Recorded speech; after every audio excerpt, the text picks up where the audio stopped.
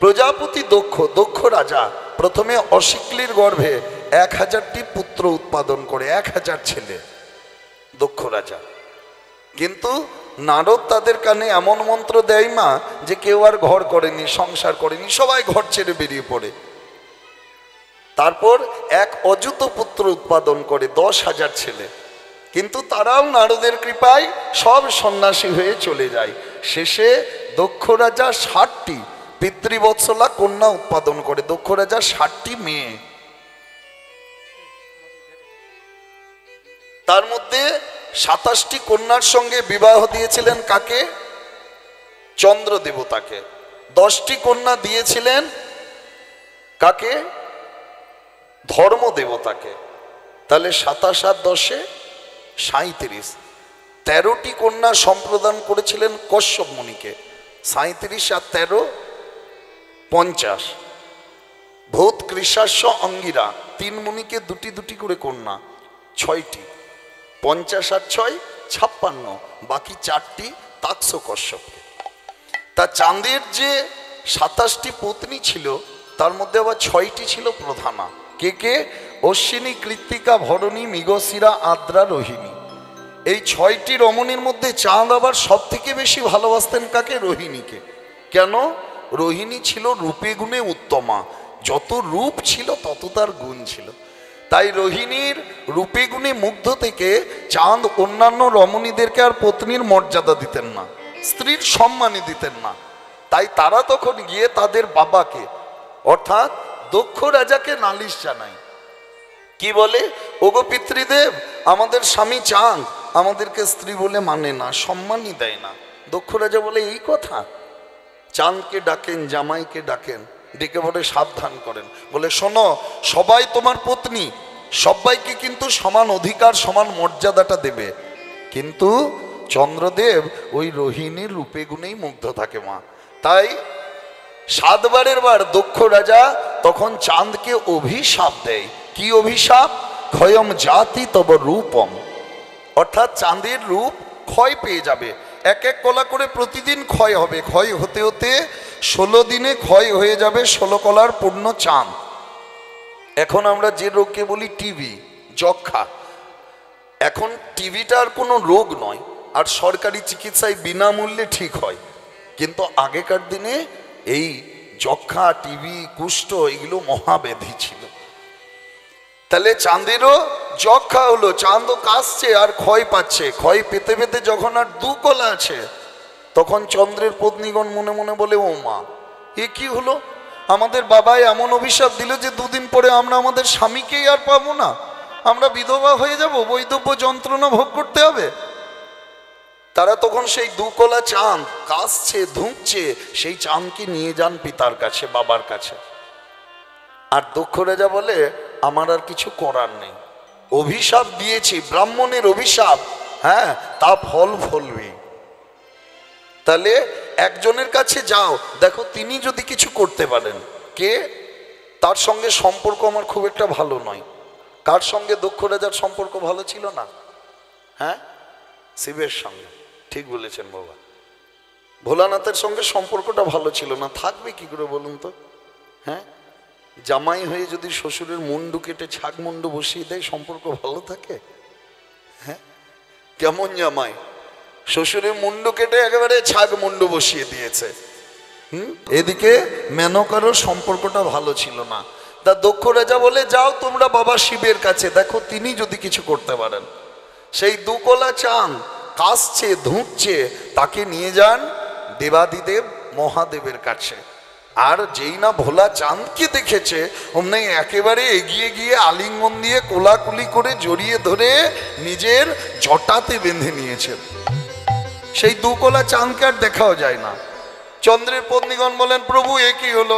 আমরা এলাম আপনার কাছে আমাদের স্বামীর উদ্ধারের জন্য, পুনরুদ্ধারের জন্য, কিন্তু আপনার যা জটা, আমরা তো আমাদের স্বামীকে আর দেখতেও পাচ্ছি না। বলে এই কথা? তখন সেই 2 কলা চাঁদের মধ্যে থেকে 1 কলা চাঁদ তার রমণীদেরকে দেয়, নিয়ে যাও তোমরা এই 1 কলা চাঁদ, আর যতদিন আমার মাথায় এই 1 কলা চন্দ্র রইল, জেনে রাখবে ততদিন তোমাদের মাথার সিঁদুরও বর্তমান রইল। সেই থেকে বাবা শিবের মাথায় এক কোলা চাঁদ আছে। দেখেছেন তো সকলে বাবা ভোলার মাথায় চাঁদ, তাহলে কোথা থেকে এলো বোঝা গেল। বাকি এক কোলা চাঁদকে ফিরিয়ে নিয়ে এসে চন্দ্রের কি হয়েছে, পত্নীগণ তারা ওই সরস্বতী নদী সমুদ্রে যেখানে মিশেছে সেখানে স্নান করান। চন্দ্রদেব স্নান করে এক কোলা বাড়ে, স্নান করে এক কোলা বাড়ে, বাড়তে বাড়তে প্রভা ফিরে পেয়ে মনের আশা পূর্ণ হয়েছিল, তাই সে স্থানটির নাম হলো প্রভাস।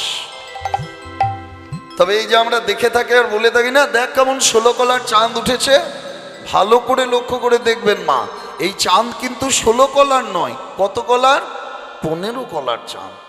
কেন, এক কোলা কোথায় আছে বাবা, ওই শিবের মাথায়।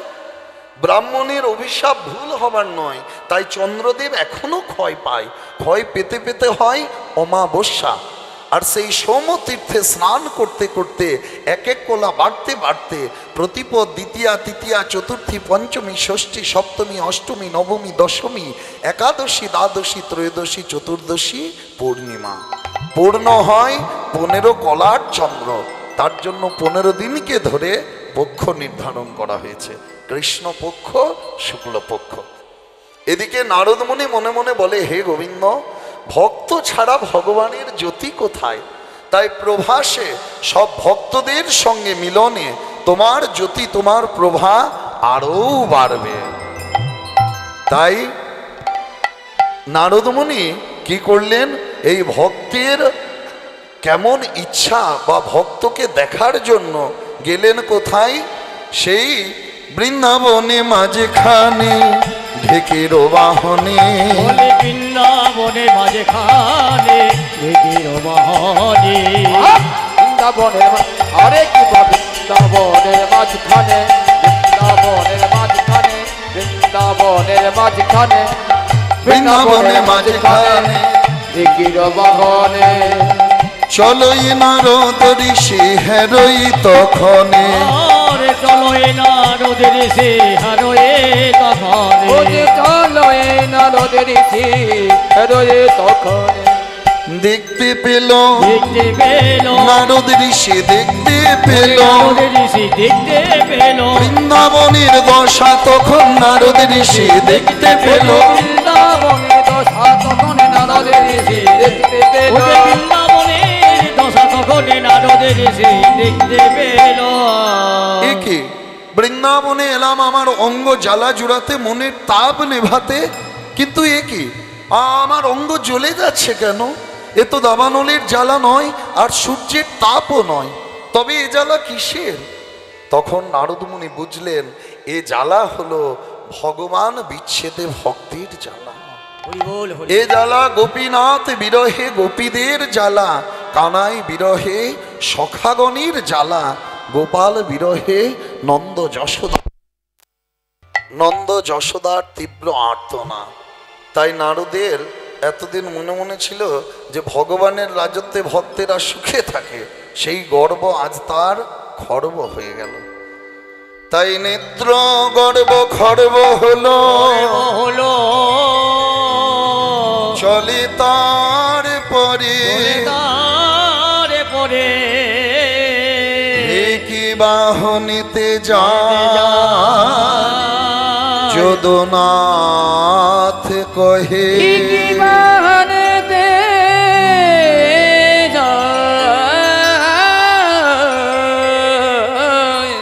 যদুনাথ কহে। বৃন্দাবনে এসে নারদ কি দেখলেন, গাছ পাখি সবাই চুপ করে আছে। গোবিন্দ বিরহে শিরনা গোকুলা মণ্ডলী পশুকুলা সস্পায়ন স্পন্দতে, মৌকা কোকিলা পঙ্ক্তুয় শিখিকুলম ব্যাকুলম নৃত্যন্তি, সর্বৈর বিরহা নলীনহা কৃষ্ণং দৈনঙ্গতা, কিন্তে কা যমুনা কুরঙ্গ নয়না নেত্রাম্বুধি সংবর্ধতে। সবাই কাঁদছে। রাধারানী কি করে, একটা প্রাণ গোবিন্দের মূর্তি অঙ্কন করে। বৃন্দাবনে এসে নারদ দেখছেন কেমন, ধনী আমার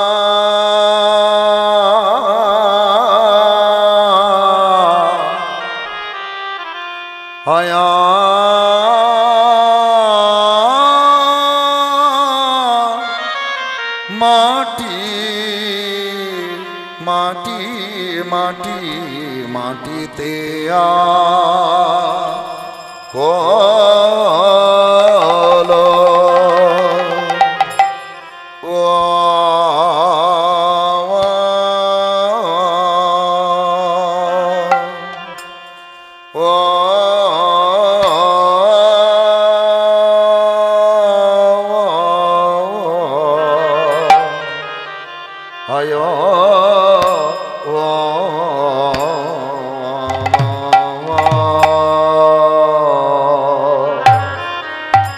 আকল মধুর মূরতি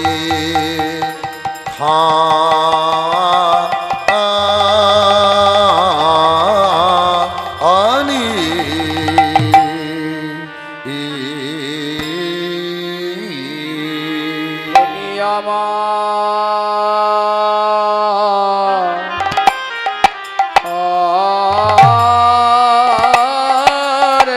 মাটি মাটি মাটিতে যা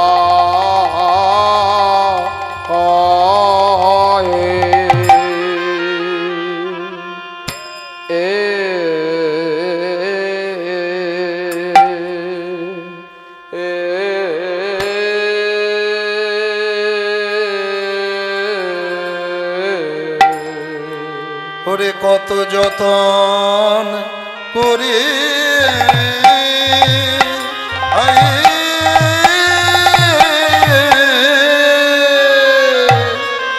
যতন করে আঁকলো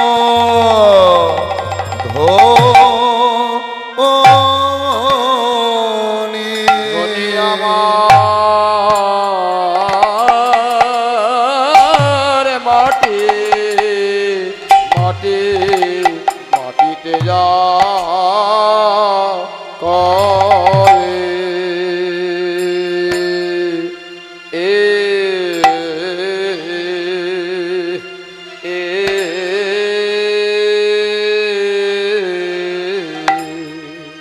কত যতন করে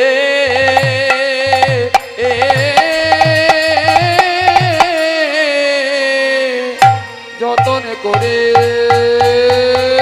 আকেলো অধরে ওরে আমার যাই রে ভাবের মালা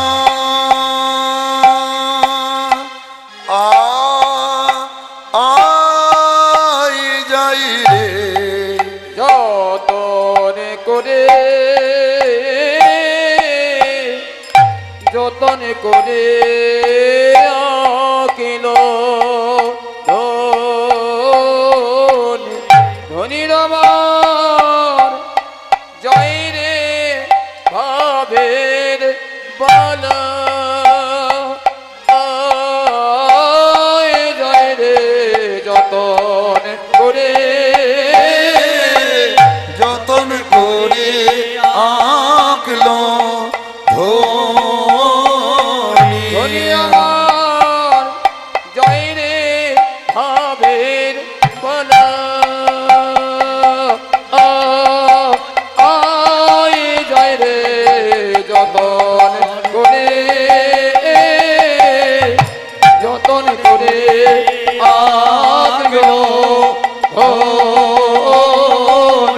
ধনি আমার জয় রে ভাবের বালা আয় জয় রে যতন করে আগেল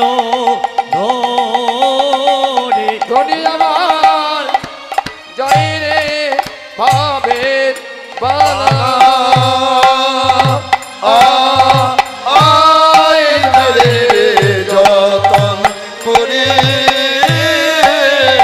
যতন করে আঁকলো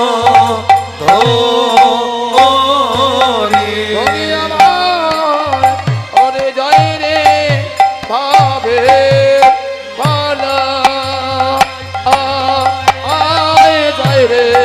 যতন করে যতন করে আগলো ধরে ধরিয়া জয় রে ভাবের মালা নিতাই গৌর হরি হরি বল হরি বল করে যতন করে আগলো ধরে ধরিয়া জয় রে ভাবের মালা আয় জয় রে যতন করে যতন করে আঁকলো ধরে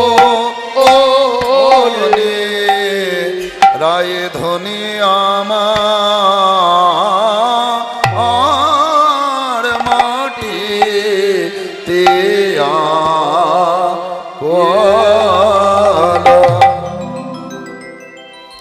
এই বড় তালের গান করলে অধৈর্য হলে চলবে না, তখন এদিক ওদিক তাকাতে শুরু করে দিলাম যে কি বলছে, একই রকম করছে আর একই রকম বাজিয়ে যাচ্ছে। এগুলো একটু করে শুনতে হবে, ধৈর্য রাখতে হবে, বুঝলেন? ওই দু চারটে টক ঝাল মিষ্টি কথা বলে দিয়ে চলে যাব আর দু চারটে ভজন করে নিচে দিয়ে চলে যাব, লাভটা কারোর হবে না। আপনাদেরও পয়সাগুলোই দেওয়া হবে কীর্তনিয়াকে, হ্যাঁ, আর আমারও মনে হবে যা হলো ভালোই হলো। যখন কোনো কীর্তনিয়া গান করতে আসবেন তাকে বলবেন যে দু চারটে পদাবলী করবেন, দু চারটে সংস্কৃত বলে তার ব্যাখ্যা করবেন, এক দুটো গান করবেন, বড় তাল করবেন, কারণ এগুলো আস্তে আস্তে উঠে যাচ্ছে। শ্রোতাদেরও রুচি অনেক পাল্টে গেছে, আর কীর্তনিয়ারাও সবাই এখন আর জানেও না, পরিবেশনও করেন। এইগুলোই হচ্ছে আমাদের বাংলার পদাবলী। কীর্তন হচ্ছে বাংলা বলে নয়, ভারতের বলে নয়, গোটা বিশ্বের গান বাজনার জগতে এক অনন্য অনবদ্য সৃষ্টি। এই পদাবলী কীর্তন নিয়ে রবীন্দ্রনাথ ঠাকুর আইনস্টাইনকে বোঝাতে পেরেছিলেন যে এমন একটা সঙ্গীত আছে বাংলার, এই কীর্তন সঙ্গীত, যেটাতে কীর্তনিয়ার ভাব, ব্যঞ্জনা, ভাষা, সুরের লালিত্য আছে। এই সুরে মানুষের হৃদয় দোলা দিয়ে যায়, যেটা প্রাণের খুব কাছের। তার জন্য সকলে চেষ্টা করুন এই কীর্তনটাকে সেই যথাযোগ্য সম্মান দেওয়া। তখনকার পদকর্তারা পদ কলম দিয়ে গেছেন, রচনা করে গেছেন। তা আজ কি হয়েছে, রাধারানী আমার কি করে নয়ন জলে ভাসতে ভাসতে আজও আঁকি আসে কোটি পরাইলা ধটি কত যতনে প্যারি আগে আসে কোটে পড়ায় না থোটে কত যতনে প্যারি ধনি আমার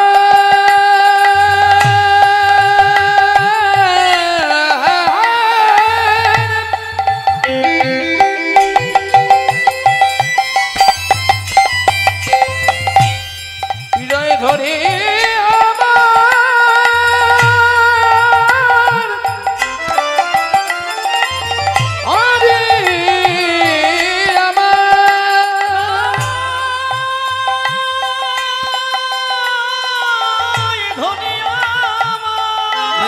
গৌর হরি হরি বল হরি বল।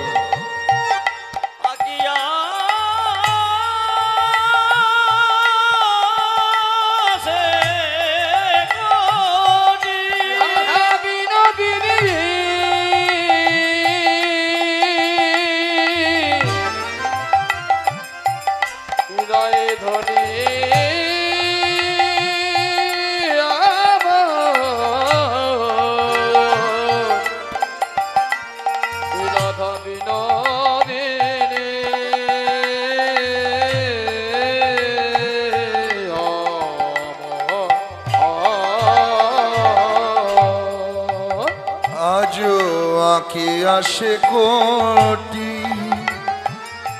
পরাইলা ধটি কত যতনে প্যারি আঁকি আসে কোটি পড়াইলা ধটি কত যতনে প্যারি আমার বাহু দুটি আঁকে ছলো ছলো আঁখি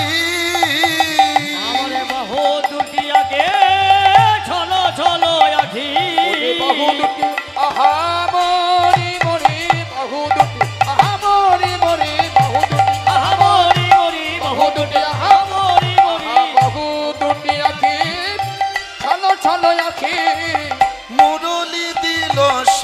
করে মুরলি দিল সে করে।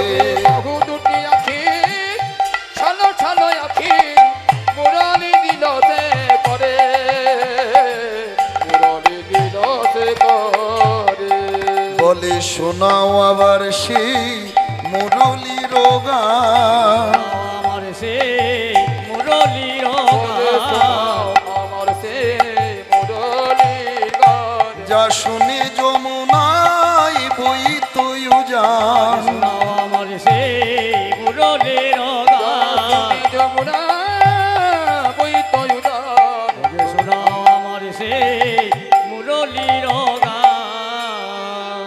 এইভাবে বাহু দুটি আঁকে, তারপর নাভি সরোবর বক্ষ এঁকে কি করে ওই প্রাণ গোবিন্দের মুখখানি আঁকে রাধারানী।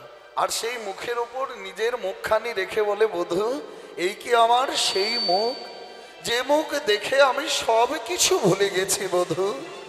আজ মুখে মুখ দিয়া কান্দিয়া কান্দিয়া কি মুখ দিয়া কাঁদিয়া কাঁদিয়া তার শনি কহে কথা। কি মুখ দিয়া কাঁদিয়া কাঁদিয়া কারে শোনে কহে কথা। বলে আমার কথা কি আর মনে নাই গো, আমার কথা কি আর মনে নাই গো। বলি আমার কথা কি আর মনে নয় হে। ওগো আমার পরাণ বধূ, আমার কথা কি আর মনে নাই গো। ওহে ওহে আমার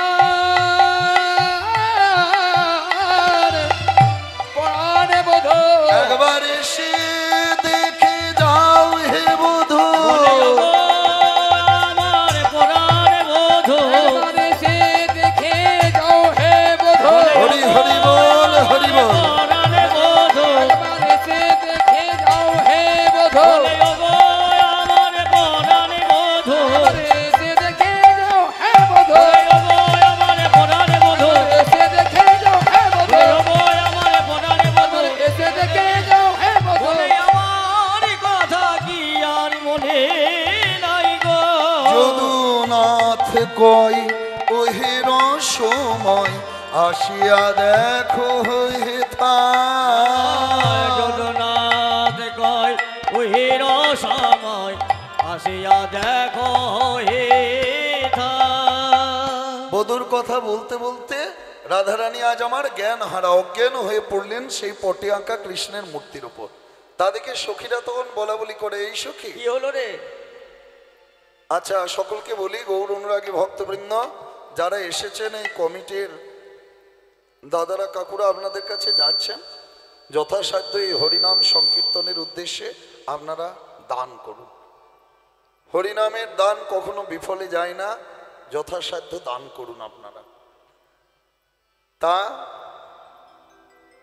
হ্যাঁ রে, দেখ কেমন জ্ঞান হারা অজ্ঞান হয়ে পড়েছে। হ্যাঁ রে, আরেকদিন এরকম হয়েছিল জানিস সখী? কোন দিন সখী? সেই পূর্বরাগের দিন ও সখী। পূর্বরাগের দিনে? হ্যাঁ রে তাহলে সখী। কি করে ধনী জ্ঞান ফিরে পেয়েছিল? ওই যে নাম শুনে ধনী অচৈতন্য হয়ে পড়েছিল না, হ্যাঁ, ওই নাম শুনেই ধনী আবার চেতন ফিরে পেয়েছিল রে। তা কি নাম শুনে চৈতন্য পেয়েছে রে? সেই কৃষ্ণের নাম।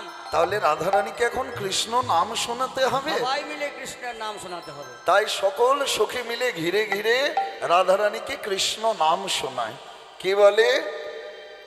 সত্যের শ্রী হরি প্রভু নারায়ণ, কৃপা করে তুমি মোদের দাও দর্শন। সত্যের সে হরি প্রভু নারায়ণ, কৃপা করে তুমি মনে দাও দর্শন। সত্যের উলুধ্বনি হরি হরি বল। কৃপা করে তুমি মনে দাও দর্শন। সত্যের সে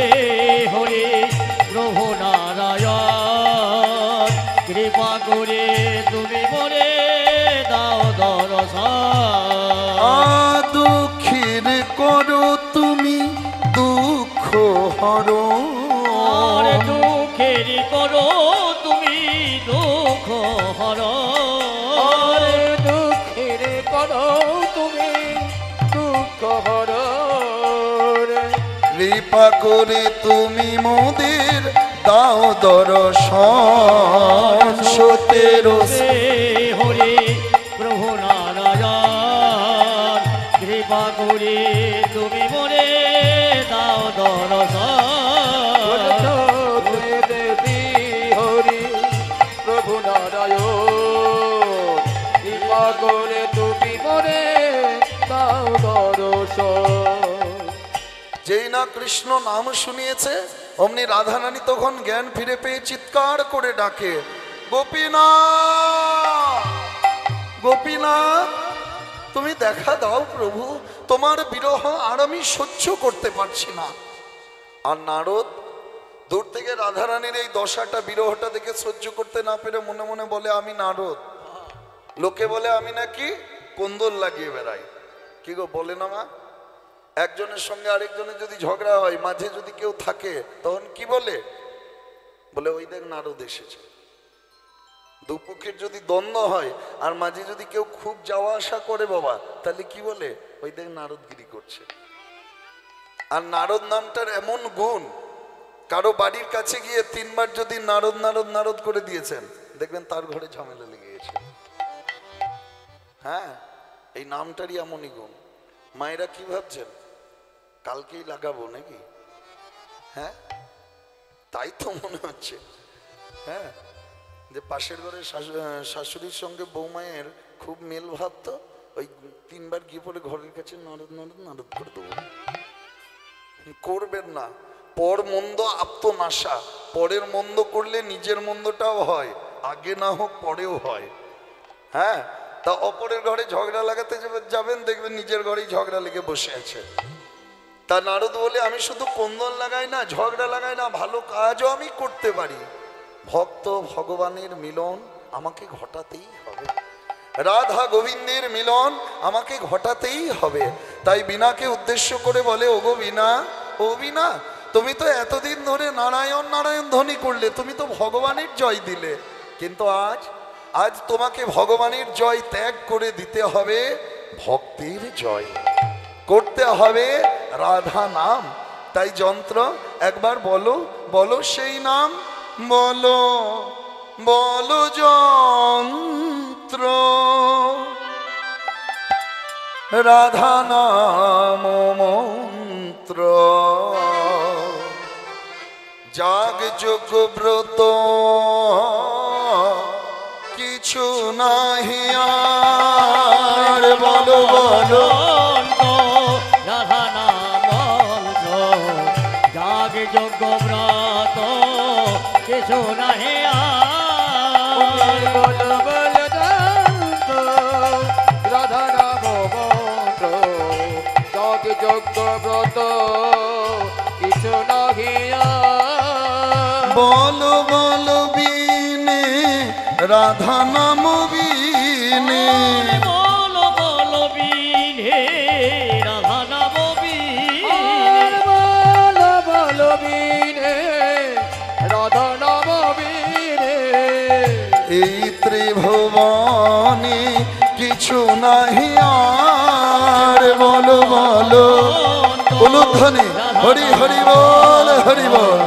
যাগ যজ্ঞ ব্রত কিছু নাহি আর। বল বল যন্ত্র, রাধা নাম মন্ত্র, যাগ যজ্ঞ ব্রত কিছু নাহি আর। মায়েরা হাতটা কিন্তু ভালো করে সোজা করে তুলতে হবে। বেশ কয়েকজন দেখছি সোজা করে তুলছেন, আর কিছু দেখছি এরকম এরকম করছেন। হ্যাঁ, এটা আবার কি গো? এই তুলবো কি তুলবো না নাকি? তুলবো কি তুলবো না যদি করেন, তাহলে প্রভুও ভাববেন কৃপা করব কি করব না। আপনারা যদি তুলবো কি তুলবো না করেন, তাহলে প্রভু ভাববেন না কৃপা করব কি করব না। মোবাইল তো সবার হাতে এখন। মোবাইলে তো দেখেছেন বিভিন্ন কোম্পানির টাওয়ার আছে। টাওয়ার ছাড়া কথা হবে বাবা? হবে না। এয়ারসেল, এয়ারটেল, বিএসএনএল, জিও, রিলায়েন্স, হ্যাঁ ভোডাফোন, টাওয়ার ছাড়া কথা হবে না। কি বলবে? টাওয়ার নেই, কানেকশন হচ্ছে না। তা উপরওয়ালার সঙ্গে কথা বলতে গেলে তিনি কিন্তু আমাদেরকে টাওয়ার দিয়েছেন, এইটা তুলতে হবে। এই টাওয়ারটা না তুললে তার সঙ্গে ঠিক কানেকশনটাও হবে না, বুঝলেন? দেখি সকলে একটু ভালো করে একেবারে সোজা করে শ্রী গুরু প্রেমানন্দে হরি হরি হরি হরি বল, বল। হরি বল, হরি বল। হ্যাঁ, সবাই ভালো থাকুন, সুখে থাকুন, আনন্দের সঙ্গে থাকুন। যেখানে আনন্দ সেখানেই সচ্চিদানন্দ, যেখানে আনন্দ সেখানেই ভগবান। আনন্দ যেখানে নেই সেখানে ভগবান থাকেন না। তাহলে যেই না বিনাকে বলেছে, বিনা কিন্তু সেই নারায়ণেরই জয় দিচ্ছে। তখন নারদ বলে, ওরে বিনা তোকে কি বললাম? তোকে আমি বললাম ভক্তির জয় দিতে, রাধা নাম গাইতে, তুই দিচ্ছিস ভগবানের জয়গান। যে ভগবান ভক্তকে ভালোবাসে না, যে ভগবান ভক্তির মনের ইচ্ছা পূরণ করে না, তার জয় দিচ্ছিস। যা। অভিমানে বিনাকে পরিত্যাগ করেছে ব্রজধূলিতে। আর যেই না ব্রজধূলির পরশ পেয়েছে, বৃন্দাবনে মাটির পরশ পেয়েছে, অমনি বিনাতে আজ রাধা ভাব, রাধা প্রেম জেগে উঠল। আর বিনা বেজে উঠিল, বেজে উঠিল, উঠিল নারদের বিনা, ওরে নারদের বিনা বেজে উঠিল ব্রজ ধুলির পরশ পেয়ে, নারদের বিনা বেজে উঠিল। ওরে গজধূলি পরশ পেয়ে নারদের বিনা বেজে উঠিল। নারদের বিনা কি বলে বাজে? এবার রাধারানীর জয়ধ্বনি করছে। কেমন? জয় রাধে রাধে, জয় রাধে, জয় রাধে রাধে, জয় রাধে, জয় রাধে। রাধে রাধে, জয় রাধে, জয় রাধে রাধে, জয় রাধে। জয় রাধে রাধে, জয় রাধে, রাধে রাধে, জয় রাধে। জয় রাধে রাধে, জয় রাধে জয় রাধে রাধে, জয় রাধে, জয় রাধে রাধে, জয় রাধে। জয় রাধে রাধে, জয়